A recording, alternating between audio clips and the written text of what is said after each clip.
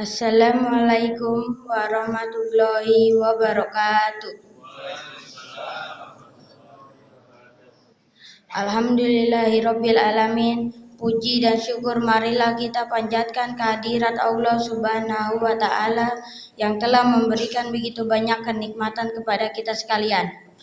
Sholawat serta salam semoga tercurah kepada Nabi Muhammad SAW, sahabat, keluarga, serta kita sekalian sebagai umatnya. Amin. Bapak-bapak, ibu-ibu jamaah sholat isya dan tarawih yang dimuliakan Allah, sebelum kita mulai pelaksanaan ceramah dan sholat tarawih, ada beberapa pengumuman yang akan kami sampaikan mewakili pengurus Masjid Al-Amin. Pertama, kami sampaikan tentang penerimaan kotak amal sholat tarawih. Saldo awal hari kemarin Rp17.983.000. Penerimaan dari kotak amal sholat tarawih hari kemarin, hari Ahad, tanggal 2 Juni 2019 Masehi atau 29 Ramadan 1440 Hijriah, yaitu sebesar Rp1.006.000. Pengeluaran sebesar Rp780.000.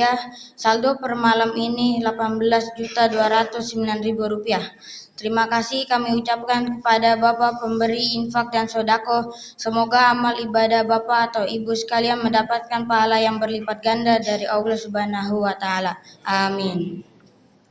Berikutnya kami sampaikan bahwa pada malam ini yang bertindak sebagai penceramah dan imam sholat tarawih adalah Ustadz Maftuh Asmuni LC dari Stiu.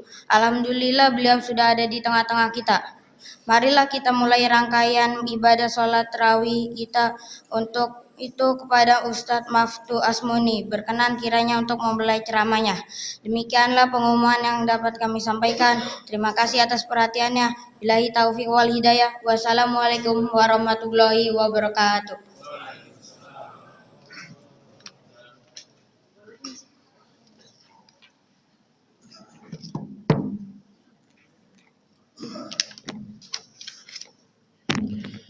Assalamualaikum warahmatullahi wabarakatuh.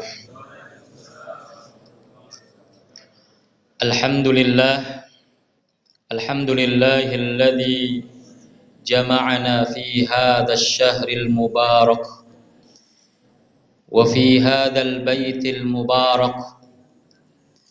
Allahumma salli wa sallim ala hadzal nabiyil karim Muhammadin sallallahu alaihi wasallam wa ala alihi wa ashabihi wa tabi'ina wa man tabi'ahum bi ihsanin ila yaumiddin, amma ba'd.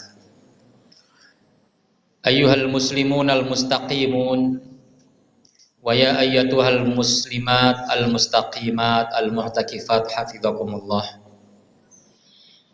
Tema kita pada malam hari ini adalah berpisah dengan bulan Ramadan. Bapak Ibu sekalian yang dirahmati oleh Allah Subhanahu wa taala, segala rangkaian ibadah yang ada di bulan Ramadan sebentar lagi akan berakhir. Namun berakhirnya bulan Ramadan bukan menjadi akhir dari segalanya. Tetapi berakhirnya bulan Ramadan akan menjadi starting kita untuk meningkatkan kualitas diri kita pra-Ramadan dengan pasca Ramadan. Apakah selama kita ditarbiyah oleh Allah di bulan Ramadan, bisyamihi wa qiyami lailatihi was sadaqati wa qiraatil Qur'an, dengan puasa, dengan qiyamul lail, dengan tilawah Al-Qur'an, dengan sedekah, apakah akan mampu untuk meningkatkan kualitas kita, mampu memperbaiki diri kita menjadi orang yang lebih soleh, lebih berkualitas, lebih bernilai di sisi Allah ataukah tidak? Maka hadirin ma'asyiral muslimin hafizakumullah, perginya bulan Ramadan satu sisi memberikan kegembiraan kepada kita, karena setiap orang yang berpuasa itu diberikan oleh Allah dua kegembiraan. Lis-shaimi farhatani, farhatun 'inda fitrihi wa farhatun 'inda liqa'i rabbih. Orang yang berpuasa mendapatkan dua kegembiraan. Kegembiraan yang pertama ketika dia iftar. Baik iftar setiap hari, ya, setiap hari kita berbuka puasa, atau iftar dengan berakhirnya bulan Ramadan dan memasuki Idul Fitri di bulan Syawal dan setelahnya kita tidak berpuasa, ya, seperti di bulan Ramadan. Kegembiraan yang dimaksud oleh Rasulullah ketika berbuka, ketika tidak berpuasa adalah kegembiraan yang diperoleh oleh setiap manusia ketika ia asalnya dihalang-halangi untuk melakukan sesuatu, dihalang-halangi untuk menikmati sesuatu. Lalu penghalang itu kemudian tidak ada, maka tentu orang itu akan bergembira. Kita dilarang kita dilarang makan, dilarang minum, kemudian kita boleh makan dan boleh minum, itu menjadi kegembiraan. Apapun, ketika kita dilarang apapun, ya, dalam hidup kita, dan ketika hilang larangan itu, lalu diperbolehkan untuk kita lakukan, maka pasti itu akan mendatangkan kegembiraan. Ini kegembiraan ketika berbuka yang pertama. Yang kedua adalah gembira, ya, ketika berbuka, yaitu ketika kita sudah selesai melakukan perintah-perintah Allah Subhanahu wa taala. Jadi salah satu ciri seorang muslim adalah ketika ia selesai melaksanakan ibadahnya, selesai melaksanakan kewajibannya, maka ia bergembira, ia berbahagia karena tanggungan yang diberikan Allah kepadanya sudah ia tunaikan dengan sebaik-baiknya. Oleh karenanya Allah Subhanahu wa taala berfirman, "Qul bi fadlillahi wa bi rahmatihi fabidzalika falyafrahu." Katakanlah, dengan adanya karunia yang diberikan oleh Allah, dengan turunnya rahmat yang diberikan oleh Allah, maka bergembiralah. Maka kegembiraan kita adalah ketika kita mendapatkan rahmat dari Allah Subhanahu wa taala karena kita diberikan kemudahan oleh Allah untuk menjalankan setiap amal ibadah yang kita lakukan di bulan Ramadan ini.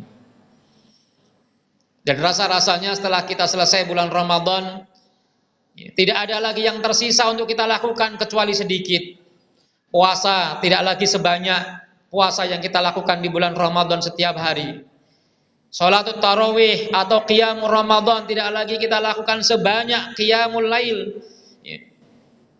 Di luar Ramadan tidak sama dengan yang kita lakukan di bulan Ramadan. Sedekah kita tidak sebanyak, nantinya tidak sebanyak dengan sedekah yang kita lakukan di bulan Ramadan. Tilawah Al-Quran kita yakini bahwa tilawah kita di luar Ramadan mengalami penurunan, tidak sebanyak dan tidak sesemangat ketika kita berada di bulan Ramadan.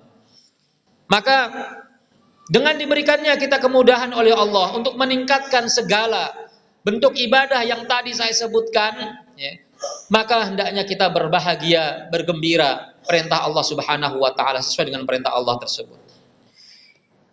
Itu dari satu sisi. Tapi dari sisi yang lainnya ada rasa sedih yang menghinggapi diri kita. Sedih karena kita akan berpisah dengan syahrun mubarak. Sedih kita karena kita berpisah dengan syahrun azim. Sedih ketika kita tidak lagi bisa berkumpul untuk melaksanakan iftar jama'i, tidak bisa lagi melaksanakan sholat berjamaah, qiyamul lail, tarawih berjamaah, tidak lagi bisa menciptakan suasana-suasana yang ada di bulan Ramadan. Maka kesedihan itulah yang ternyata juga menghinggapi para salafus saleh. Ada seorang ba'dus salaf, seorang salaf menangis, ya, dan ditanya oleh muridnya, "Ma yubkika ya syekh?" Apa yang menyebabkan kamu menangis wahai syekh, wahai guruku? Beliau menangis bukan karena tidak memiliki harta. Beliau menangis bukan karena ditinggal mati oleh istrinya, oleh anaknya, oleh keluarganya, tapi beliau menangis abki ala lailatin ma qumtuha wa abki ala yaumin ma sumtuhu. Aku menangisi malam yang aku tidak kerjakan qiyamul lail, dan aku menangisi hari di mana aku tidak bisa berpuasa di hari tersebut. Itulah kesedihan yang dirasakan oleh seorang mukmin, di mana ketiadaan kontribusi yang dimiliki, ya, dalam sebuah agenda ibadah, dalam sebuah perjuangan, dalam sebuah agenda, ya, agenda kebaikan, maka akan membuat orang itu menangis, meneteskan air mata. Tara a'yunahum tafinu minad dam'i hazana. Kau melihat, kata Allah kepada Rasulullah, kau akan melihat mata mereka meneteskan air mata. Orang itu adalah orang yang tidak berkesempatan untuk ikut perang Tabuk, di mana sahabat ini mencari-cari tumpangan, datang kepada teman-temannya, sudah penuh tumpangannya, lalu datang kepada Rasulullah, ya Rasulullah, aku ingin ikut perang Tabuk, tapi aku nggak punya kendaraan. Dan Rasulullah ternyata kendaraan yang dipunya pun juga sudah penuh, tidak lagi mampu untuk menambah penumpang. Maka orang ini kemudian tidak berkesempatan untuk pergi melakukan perang Tabuk, mengikuti perang Tabuk, dan dia pulang ke rumahnya dalam keadaan meneteskan air mata. Jadi seorang mukmin adalah ia bersedih ketika ada ketidakoptimalan dari ibadah yang dilakukannya. Bersedih karena tidak mendapatkan kesempatan untuk melakukan kebaikan-kebaikan yang ada di hadapannya. Bukan malah bergembira ketika hilang kesempatan untuk melakukan kebaikan. Kemudian hadirin ma'asyiral muslimin hafizakumullah. Setelah kita melakukan sekian banyak amal ibadah, kita merasa optimis bahwa Allah Subhanahu wa taala akan menerima amal ibadah kita. Tetapi harus menyisakan di dalam hati kita sifat khauf, rasa khauf. Masih ada rasa khauf dalam hati kita. Rasa khauf itu adalah khawatir kalau ternyata ada di antara amal ibadah yang kita lakukan, amal ibadah yang dengan keringat yang sudah kita cucurkan, amal yang kita telah berletih-letih, berlelah-lelah melakukannya, tapi kemudian Allah Subhanahu wa taala tidak menerima amal ibadah kita disebabkan karena faktor, ya, dari diri kita. Faktor ketidakikhlasan, faktor pamer kepada orang lain, faktor karena kurang rukun dan syaratnya, dan lain sebagainya. Wallahu a'lam. Bisa jadi kita yakin amal itu sudah benar semuanya, tapi ternyata di mata Allah masih tidak benar. Kita tidak tahu itu. Maka khawatir kalau kemudian masih ada amal-amal yang sudah kita lakukan tidak diterima oleh Allah Subhanahu wa taala, dan itu adalah juga termasuk sifat seorang mukmin. Seorang mukmin tidak hanya memiliki sifat atau rasa roja saja, berharap besar untuk diterima amal ibadahnya, tapi juga harus ada rasa khauf, rasa takut kalau amal ibadahnya tidak diterima oleh Allah.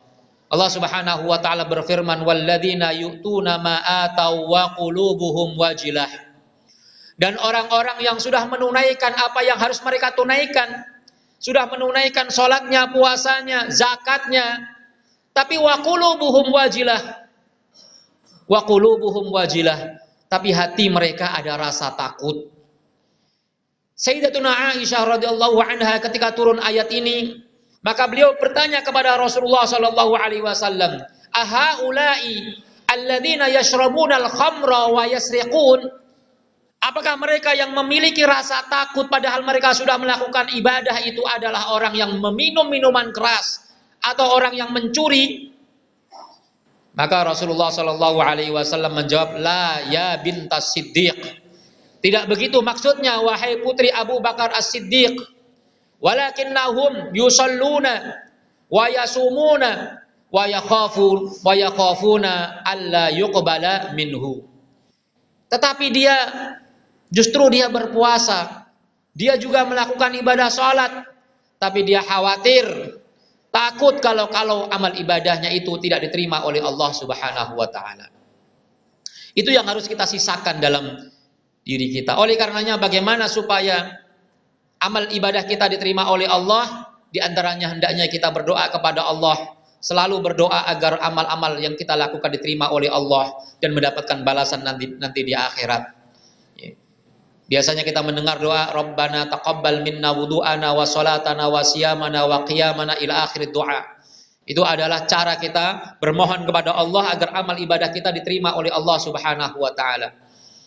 Kemudian untuk menyempurnakan amal ibadah kita yang mungkin ada yang kurang-kurang, maka kita perlu memperbanyak amal-amal sunnah kita, karena sesungguhnya fungsi dari amal sunnah kita diantaranya adalah menyempurnakan ibadah-ibadah wajib yang kita lakukan yang terdapat di dalamnya kekurangan.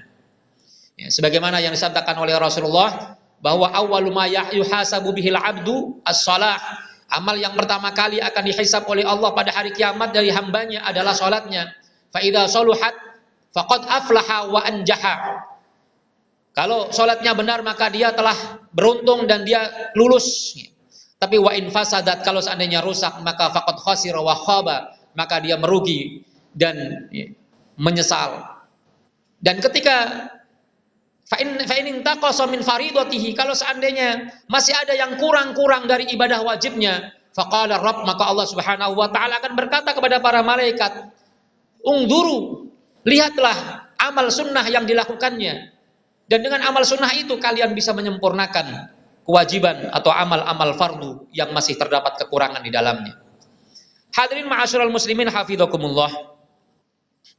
Kemudian hendaknya berakhirnya bulan Ramadan ini menuntut kita untuk membuktikan bahwa kita lulus dalam training yang dilakukan ini, yang dilakukan di bulan Ramadan ini. Lulusnya kita di training oleh Allah di bulan Ramadan ini adalah ketika terdapat peningkatan saat kita berada di luar masa training tadi. Maka ketika kebaikan-kebaikan yang sudah kita lakukan di bulan Ramadan, di antara alamatu qabulil amal, kata para ulama, di antara tanda amal itu diterima adalah ittiba'ul hasanati bil hasanati bimithliha. Yaitu ketika kita bisa melanjutkan kebaikan itu dengan kebaikan yang serupa. Di antara, kata para ulama, alamatu qabulil amal.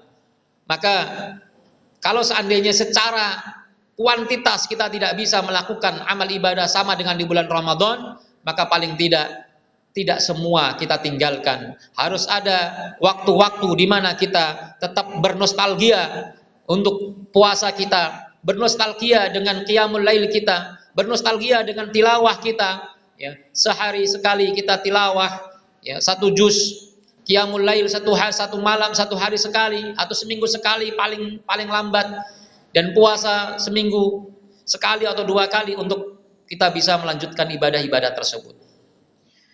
Kemudian hendaknya kita menghindari hal-hal yang bisa menghapuskan amal-amal kita.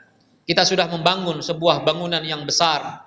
Kita sudah insya Allah mendapatkan ganjaran dan pahala yang diberikan oleh Allah dan disimpan oleh Allah untuk diberikan kepada kita nanti di akhirat. Tetapi hendaknya kita tidak melakukan sesuatu yang menyebabkan amal-amal yang sudah kita lakukan itu kemudian dihapuskan oleh Allah Subhanahu wa taala. Di antaranya adalah syirik. La in asyrakta la yahbatanna amaluka. Jika kamu syirik, maka amal kamu akan batal, akan dihapus. Atau hasud.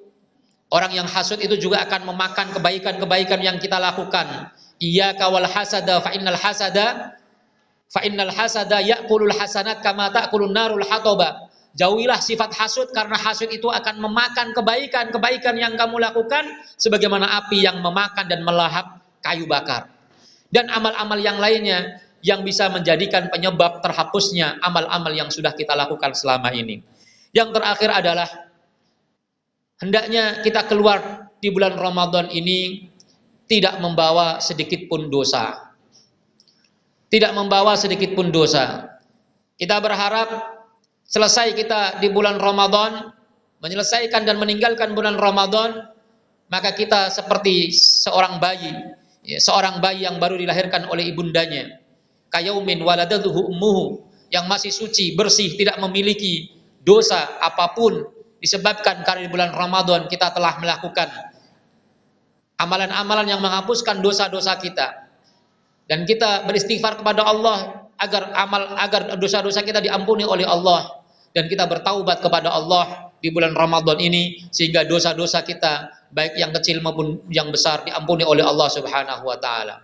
Dan sebaliknya, kalau masih ada orang yang membawa dosa selepas Ramadan, masih ada yang tersisa dari dosa yang dia lakukan, ya. Selepas Ramadan masih ada yang tersisa dari dosa itu, maka sungguh celaka, sungguh merugi orang tersebut. Ya. Jadi Rasulullah menyebutkan ada dua orang yang dianggap merugi, ya.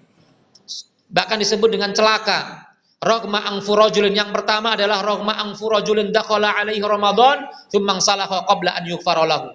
Sungguh celaka seorang laki-laki yang memasuki bulan Ramadan lalu Ramadan meninggalkannya sementara masih ada dosa yang belum diampuni oleh Allah Subhanahu wa taala. Yang kedua adalah seorang laki-laki yang celaka adalah seorang laki-laki yang mendapati kedua orang tuanya masih hidup, lalu keduanya tidak bisa memasukkan dirinya ke dalam surga. Disebabkan karena dia tidak berbakti kepada orang tuanya, tidak berbuat baik kepada orang tuanya. Oleh karenanya, hadis ini mendorong kita untuk memperhatikan kedua orang tua kita. Kita sadar bahwa perhatian kita kepada orang tua kita boleh anggap sangat minim. Karena orang tua kita berada di kampung, kita jauh dari rumah, jauh dari orang tua kita, sehingga tidak lancar komunikasi dengannya, interaksi kita sangat sedikit. Maka kalaulah kita tidak bisa sering untuk mengunjungi dan membahagiakan kedua orang tua, paling tidak setelah Ramadan ini kita bisa bersilaturahim. Kita datang kepada orang tua kita, kita memohon ridho kepadanya, karena ridhollahu fi ridho al-walidaini. Kita memohon kepadanya dan kita memberikan perhatian kepadanya, berbuat baik kepadanya, menjamin hidupnya, menjamin kebutuhan hidupnya, sehingga beliau ridho kepada kita, dan insya Allah kita tidak menjadi orang yang merugi karena sikap kita kepada mereka akan menyebabkan kita masuk ke dalam surga, insya Allah. Amin ya rabbal alamin. Saya kira ini yang bisa saya sampaikan. Mudah-mudahan Allah Subhanahu wa taala menerima semua amal ibadah kita, mengampuni dosa-dosa kita, dan mudah-mudahan kita dipertemukan kembali dengan Ramadan tahun depan dan kita tetap menjadi orang-orang yang istiqomah di jalan Allah Subhanahu wa taala. Aqulu qouli hadza astaghfirullah li wa lakum. Assalamualaikum warahmatullahi wabarakatuh.